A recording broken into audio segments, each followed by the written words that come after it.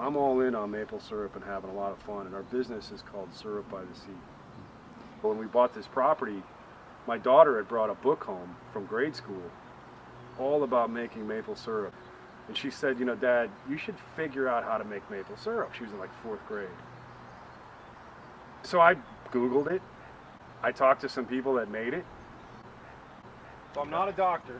I found out we had over 300 maples right in this location on our 10 acres in Portsmouth, and I decided that I was really going to learn how to make maple syrup. Tap into the sugar maples and the red maples here.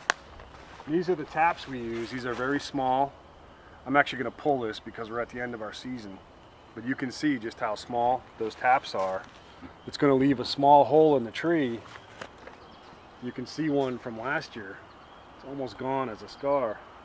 Making syrup is really fun because the whole sugar house smells like happiness.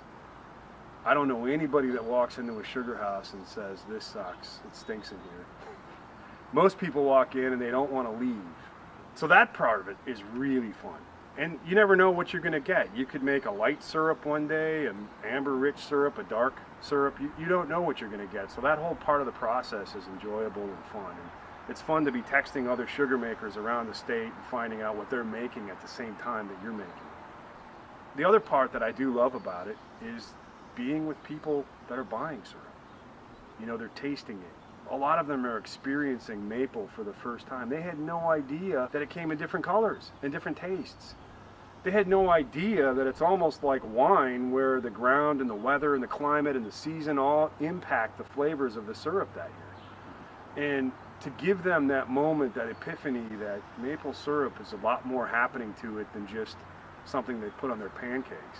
And giving them ideas of what they can do with it, like making a maple balsamic vinaigrette salad dressing, making grilled salmon and finishing it with a dark, robust maple syrup over the top. People love the strong maple taste and dark, robust. All of those things. To be with people and have that discussion, I love that part of the business.